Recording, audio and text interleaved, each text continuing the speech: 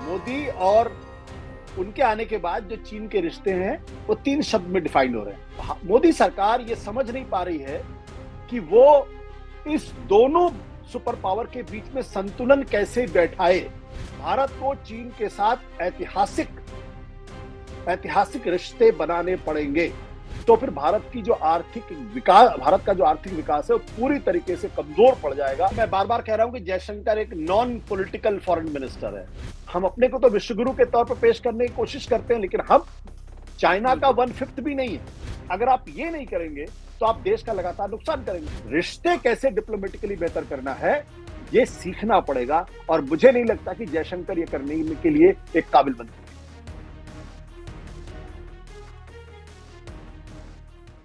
क्या भारत अब चीन के सामने भी झुक गया है? क्या मोदी सरकार ने चीन की चुनौती के सामने घुटने टेक दिए हैं?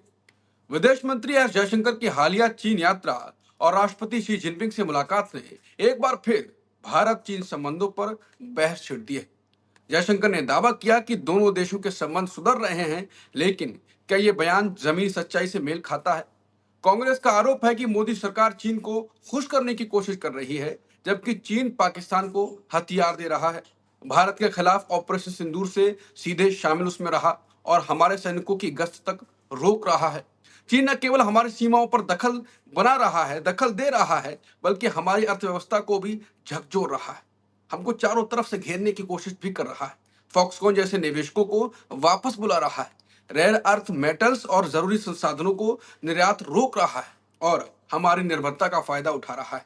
सवाल ये नहीं कि भारत चीन से लड़ क्यों नहीं रहा है, लड़ना भी नहीं चाहिए। सवाल यह है, सरकार सच्चाई से भाग क्यों नहीं है? कांग्रेस ने मोदी सरकार पर तीखा हमला बोला, यह कहते हुए कि प्रधानमंत्री तो पहले ही 2020 में चीन को क्लीन चिट दे चुके हैं। अब विदेश मंत्री वही काम दोहरा रहे हैं।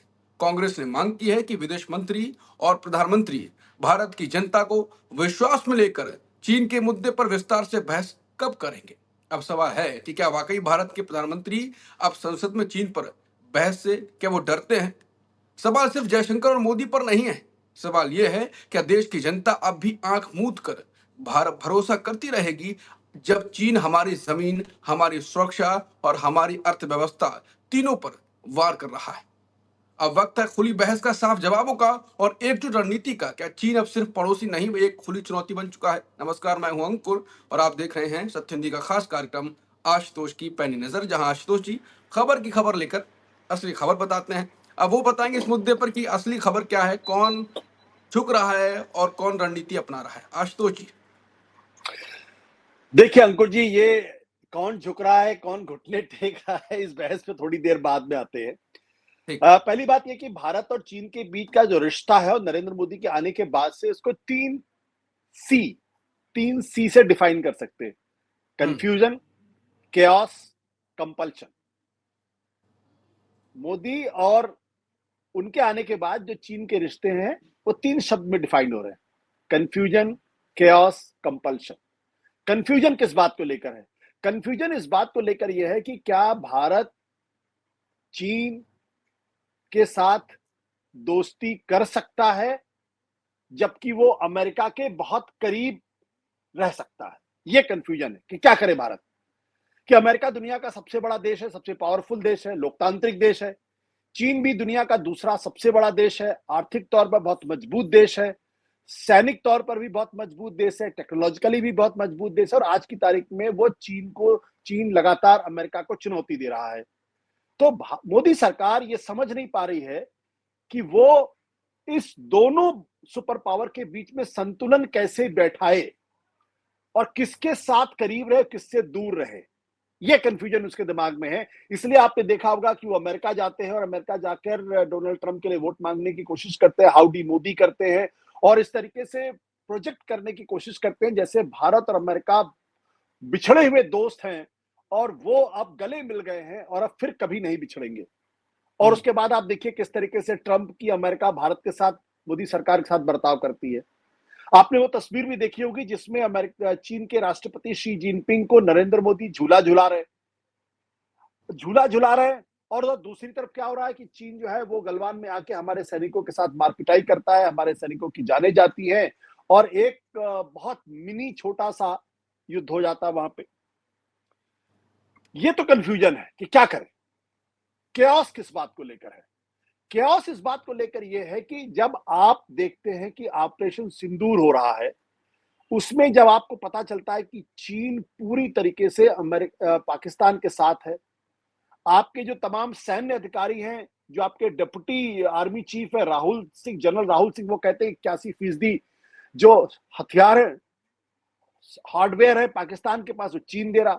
पूरी दुनिया इस बात से अच्छी तरीके से वाकिफ है कि चीन ने किस तरीके से पाकिस्तान की मदद की है और एक ऐसा नेटवर्क उनको दे दिया है जिस नेटवर्क की वजह से पाकिस्तान से लड़ना भारत के लिए मुश्किल होता जा रहा है। अब उस संदर्भ में केओस हो गया कि हम करें तो क्या करें, क्या करना चाहिए हमको। कंपल्शन क्या है? कंपल्शन यह है कि चीन भारत का पड़ोसी देश है।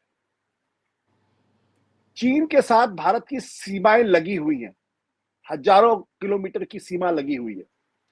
चीन भारत का पड़ोसी भी है और पाकिस्तान की मदद भी कर रहा है। तो सवाल यह खड़ा होता है कि आपका कंपल्शन यह है कि क्या आप चीन के साथ झगड़ा मोल ले सकते? सवाल उठता नहीं ले सकते। यानी ज्योग्राफिकली आप उनसे झगड़ा नहीं कर सकते क्योंकि चीन बहुत बड़ा है, वो पाकिस्तान की मदद कर रहा है। इसलिए भी आपकी जिम्मेदारी है कि आप किसी तरीके से चीन को अपने पक्ष में लाने की कोशिश करें। ये पॉलिटिकल कंपल्शन है, ये जियो पॉलिटिकल कंपल्शन है। और इस जियो पॉलिटिकल कंपल्शन में भारत को क्या करना चाहिए, इस समझ के हिसाब से अगर आप देखें तो जयशंकर की यात्रा को आप समझ पाएंगे। लेकिन जैसा मैंने डिफाइन किया, कंफ्यूजन, केओस और कंपल्शन, ये मोदी सरकार की नीति है। मुझे लगता है इस कंफ्यूजन, केओस और कंपल्सन से निकलकर भारत की सरकार को, यानी नरेंद्र मोदी की सरकार को बिल्कुल क्लियर हेडेड तरीके से सोचना चाहिए। कम वोट में कोई भी आरोप लगे, भारत को चीन के साथ ऐतिहासिक रिश्ते बनाने पड़ेंगे। अगर वो नहीं बनाएंगे तो भारत के लिए चीन हमेशा मुसीबत पैदा करता रहेगा। जैसा कि बांग्लादेश में उसने मुसीबत पैदा की, श्रीलंका को भारत से दूर ले जाने की कोशिश कर रहा है, पाकिस्तान में लगातार वो भारत के खिलाफ पाकिस्तान को भड़का रहा, पाकिस्तान की मदद कर रहा है, बॉर्डर पर भी लगातार तनाव मौजूद है। अब ये पाकिस्तान, बांग्लादेश, साथ ही साथ म्यांमार का इलाका भी लगा हुआ है। अगर चीन ने इन इलाकों में तय कर लिया कि उसे भारत को तनावग्रस्त करना है, तो फिर भारत का जो आर्थिक विकास है वो पूरी तरीके से कमजोर पड़ जाएगा और भारत कभी विकसित राष्ट्र नहीं हो पाएगा। इसलिए न तो कंफ्यूजन में रहिए, न केओस को फेस करिए, न कंपल्शन को देखिए। सीधे सीधे क्लियर हेडेड तरीके से ये सोचना होगा कि भारत को चीन के साथ रिश्ते बेहतर करने पड़ेंगे। जैसे 1971-72 के दौरान अमेरिका को यह बात समझ में आ गई थी कि अगर सोवियत यूनियन से लड़ना है तो चीन से अपनी दुश्मनी को भुलाना पड़ेगा, चीन से दोस्ती करनी पड़ेगी। और फिर हेनरी किसिंजर वापस आए चीन और उन्होंने मुलाकात की और दुनिया का जियोपॉलिटिक्स बदल गया। ठीक, आपने बता दिया कि चीन के साथ रिश्ते बेहतर होने चाहिए। ये कोई भी भारतीय नागरिक और हर विशेषज्ञ तो बिल्कुल नहीं कहेगा कि चीन से लड़ाई मोल ले लो, आप बिल्कुल रिश्ते बेहतर करने चाहिए। लेकिन जयशंकर ने जो कहा है कि पीएम मोदी और शी जिनपिंग की मुलाकात के बाद हमारे रिश्ते लगातार बेहतर ही होते जा रहे हैं, उस पर ही कांग्रेस ने याद दिलाई कि जरा ये तो याद कर लो, जो मैंने भूमिका में हल्का कहा भी कि हमें क्या क्या देने से वो निर्यात करने से रोक रहा है, क्या क्या नहीं दे रहा है, रेयर अर्थ मटेरियल वहां पर रोक रहा है, मेटल्स, बहुत चीजें। तो वो ये तारीफ में करने को उतर आए उनके सामने जाते ही। नहीं, मुझे लगता वो है कि बात गायब कर देते जयशंकर, तभी कोई समीकरण बदलते नहीं। देखिए मैं बार बार कह रहा हूं कि जयशंकर एक नॉन पॉलिटिकल फॉरेन मिनिस्टर है, भारत के गलती करती फिर इसका मतलब सबसे कमजोर विदेश राजनीति। मंत्रियों में एक हाँ, है।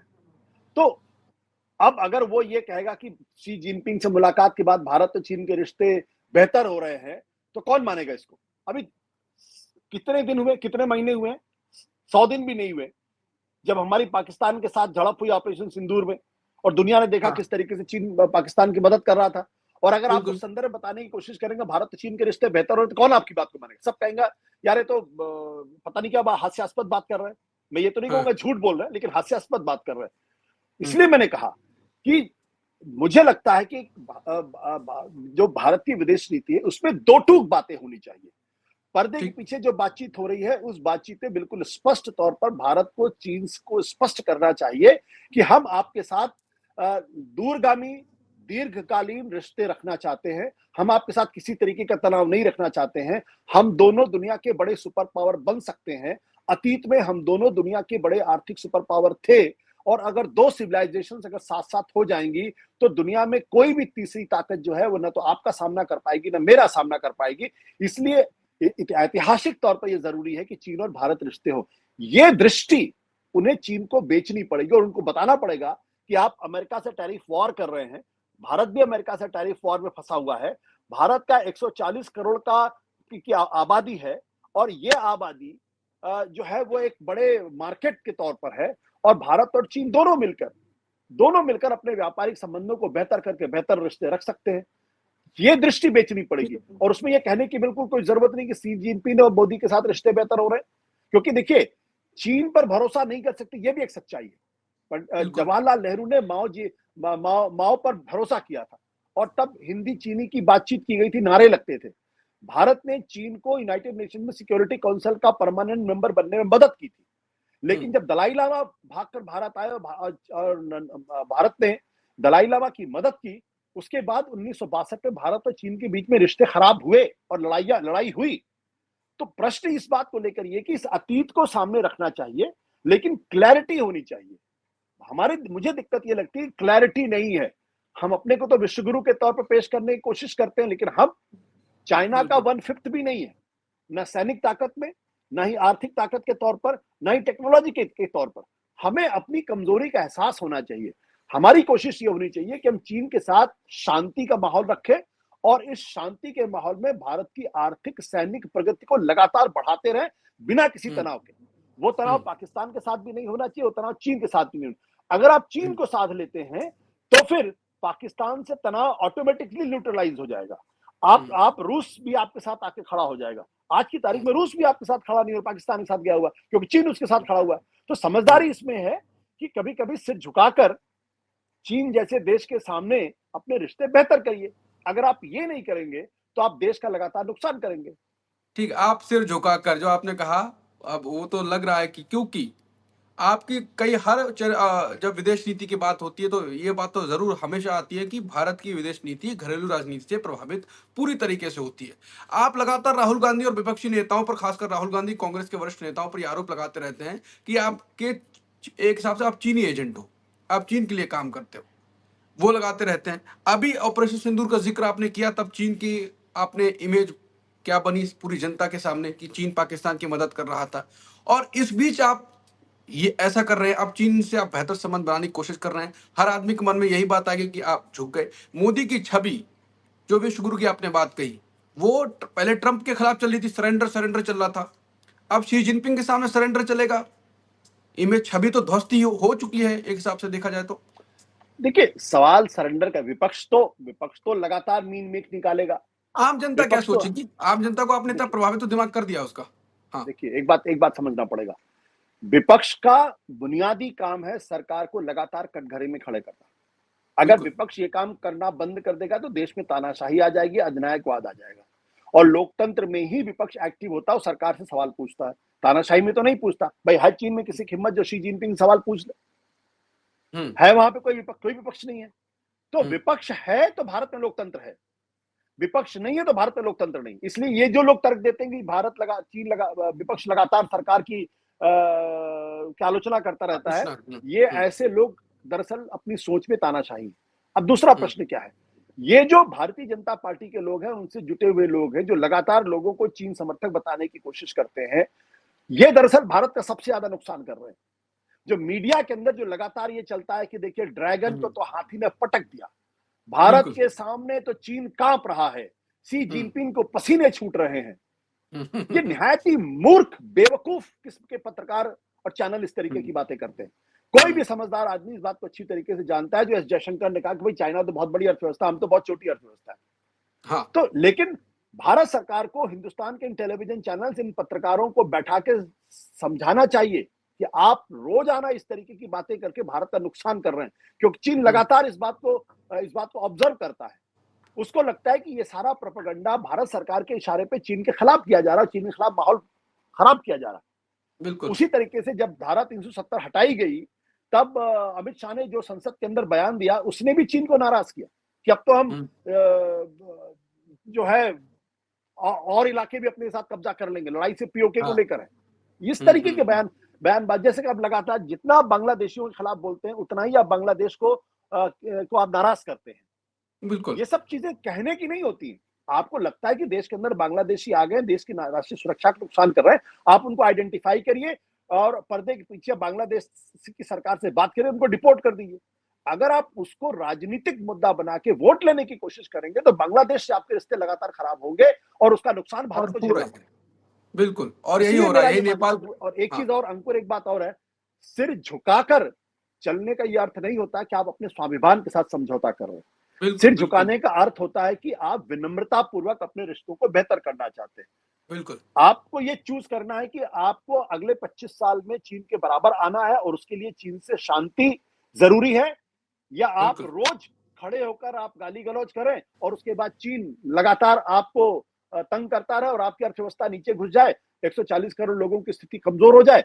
आपको चूज करना है। तो सिर झुकाने का अर्थ कतई नहीं कि आप स्वाभिमान पे समझौता कर रहे हैं, लेकिन बिल्कुल। रिश्ते कैसे डिप्लोमेटिकली बेहतर करना है, ये सीखना पड़ेगा। और मुझे नहीं लगता कि जयशंकर ये करने के लिए एक काबिल मंत्री है।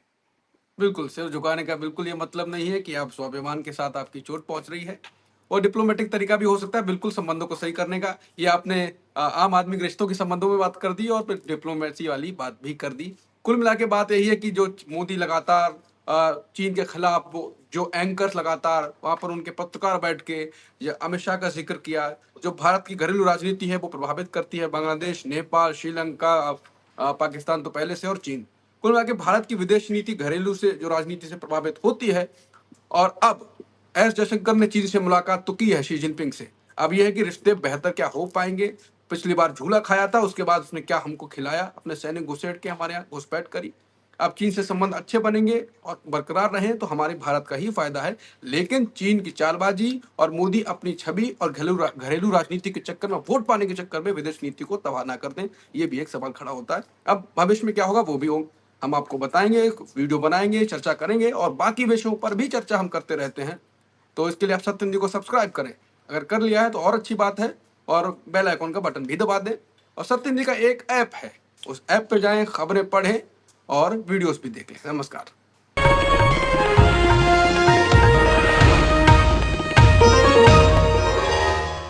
Copyright disclaimer under Section 107 of the Copyright Act 1976. Allowance is made for fair use for purposes such as criticism, comment, news reporting, scholarship, and research.